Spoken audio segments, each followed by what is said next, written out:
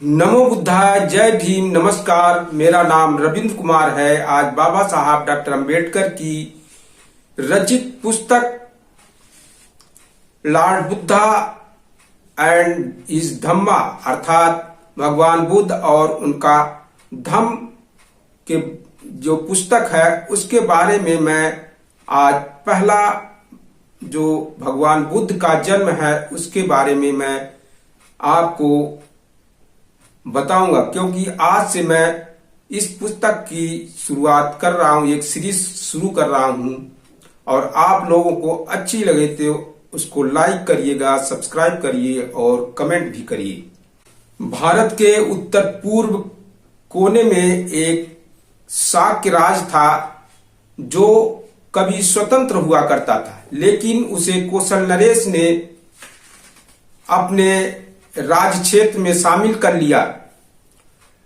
कौशल नरेश के राज क्षेत्र में शामिल होने के बाद जो शासकीय अधिकार शाक्यों द्वारा उपयोग किया जाना था वह नहीं कर पा रहे थे। कुछ शासकीय अधिकार वह प्रयोग में कर सकते थे, लेकिन जैसे दंडनीय कोई चीज है या अपराध जैसी कोई घटना है उस पर वो कोई निर्णय नहीं ले सकते थे। उस समय के राज्यों में कौशल राज्य जो है वह काफी शक्तिशाली राज्य था और उस राज्य के नरेश प्रसन्नजीत थे और मगध राज्य भी था। कौशल नरेश प्रसन्नजीत और मगध नरेश बिंबिसार व गौतम बुद्ध के समकालीन थे। कपिलवस्तु शाक्यों की राजधानी थी और ये कहा जाता है कि यह महान बोधिसत्व मुनि कपिल के नाम पर यह राजधानी का नाम था। कपिलवस्तु में जैसे नाम के एक शाक्य रहते थे जिनके एक पुत्र था जिसका नाम था सिंघहनु। सिंघहनु का विवाह कंचना से हुआ था। उनके 5 पुत्र थे, शुद्धोधन, धौतोधन, शुक्लोधन और शाक्योधन, अमितोधन। और सिंघहनु के 2 पुत्रियां थी जिनका नाम था अमिता और प्रमिता। शुद्धोधन बड़ा योद्धा था और वह अपनी वीरता का जब परिचय दिया तो उसे एक और विवाह करने की अनुमति मिल गई और उसने महामाया की बड़ी बहन महाप्रजापति को अपना जीवन साथी चुना। कहा जाता है कि शुद्धोधन बड़ा ही धनी व्यक्ति था। उसके बड़े बड़े खेत थे और उसके नौकर चाकर थे। उसके खेत जोतने के लिए 1000 हल चलते थे। वह बड़े अमन चैन से रहता था और उसके कई महल भी थे। गौतम सिद्धार्थ ने शुद्धोधन के घर पर जन्म लिया था और उनके जन्म से जुड़ी कथा मैं आपके सामने प्रस्तुत कर रहा हूं। शाक्यराज के लोग आषाढ़ माह में एक उत्सव मनाया करते थे और जिसमें क्या राजा क्या प्रजा सभी लोग हिस्सा लेते थे। समान रूप से यह महोत्सव जो है 7 दिन चलता था।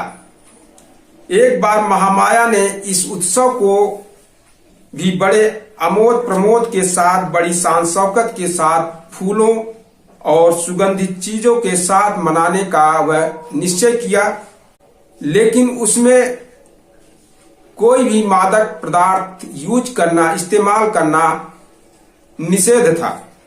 7वें दिन वह प्रातः काल उठी और सुगंधित जल से स्नान किया और 4 लाख करसापड़ों का दान किया। अच्छे से अच्छे गहने कपड़े पहने, अच्छे से अच्छे खाना खाए, व्रत रखे। इसके बाद खूब सजे सजाए शयन कक्ष में वह सोने चली गई। उस रात शुद्धोधन और महामाया निकट हुए और उन्होंने गर्भ धारण किया। राजकीय शैया पर पड़े पड़े उन्हें नींद आ गई और निद्रा अवस्था में महामाया ने एक स्वप्न देखा। उसे दिखाई दिया कि चारों तरफ महाराजिक देवता उसकी सैया को उठा ले गए हैं और उन्होंने उसे हिमवंत प्रदेश यानी जहां पर बर्फीला प्रदेश है एक साल वृक्ष के नीचे रख दिया है और देवता पास में खड़े हैं।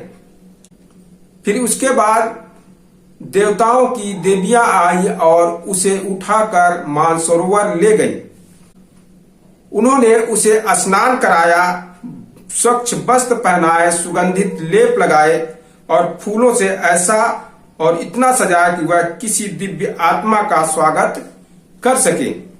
तब सुमेध नाम का एक बोधिसत्व उसके पास आया और उसने प्रश्न किया कि मैंने अपना अंतिम जन्म पृथ्वी पर धारण करने का निर्णय लिया है, क्या तुम मेरी माता बनना स्वीकार करोगी? उसका उत्तर था बड़ी प्रसन्नता से। उसी समय महामाया की आंख खुल गई। दूसरे दिन महामाया ने शुद्धोधन से अपने स्वप्न की चर्चा की। इस स्वप्न की व्याख्या करने में असमर्थ शुद्धोधन ने राजा ने 8 ब्राह्मणों को उन्होंने जो स्वप्न की व्याख्या कर सके उनको उन्होंने बुलवाया।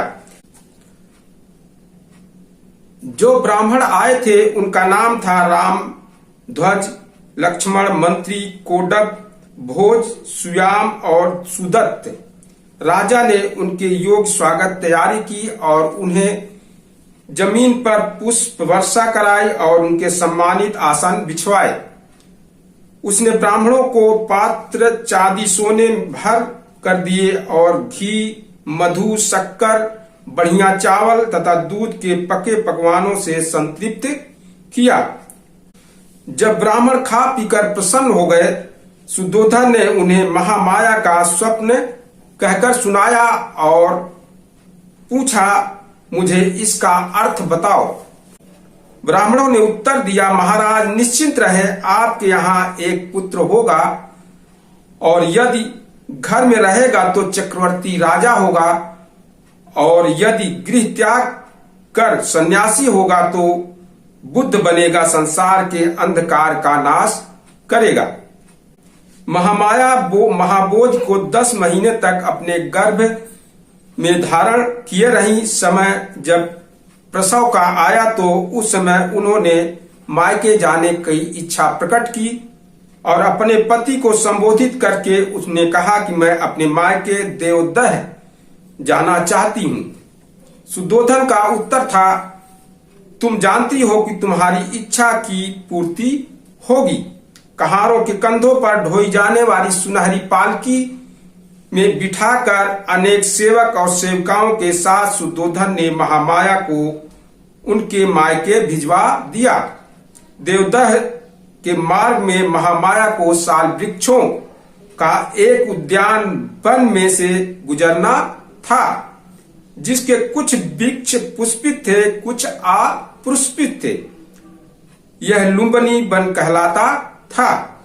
जिस समय पालकी लुम्बनी वन से गुजर रही थी, सारा लुम्बनी वन दिव्य चित्र लता की तरह अथवा किसी प्रतापी राजा के द्वारा सुसज्जित बाजार जैसा प्रतीत होता था। जड़ से वृक्षों की शाखाओं के छोर तक पेड़ फलों और फूलों से लदे थे। नाना प्रकार के और नाना रंग के भ्रमर यानी भौरे गुंजार कर रहे थे, पक्षी चहचहा रहे थे। यह मनोरम दृश्य देखकर महामाया के मन में इच्छा उत्पन्न हुई कि वह कुछ समय वहां रुके और वहां कुछ टहले या समय व्यतीत करे। उसने पालकी ढोने वालों को आज्ञा दी कि वह उनकी पालकी को साल उद्यान में ले चले और कुछ प्रतीक्षा करे। महामाया पालकी से उतरी और एक सुंदर साल वृक्ष की ओर बढ़ी। मंद पवन चल रही थी, बह रही थी, जिससे वृक्ष की शाखाएं ऊपर नीचे हिल डोल रही थी। महामाया ने उनमें से एक को पकड़ना चाहिए। भाग्यवश एक शाखा काफी नीचे झुक गई महामाया ने पंजों के बल खड़ी होकर उसे पकड़ लिया। तुरंत शाखा ऊपर की ओर उठी और उसका हल्का सा झटका लगने से महामाया को प्रसव वेदना आरंभ हुई। उस साल वृक्ष की शाखा पकड़े खड़े खड़े महामाया ने एक पुत्र को जन्म दिया।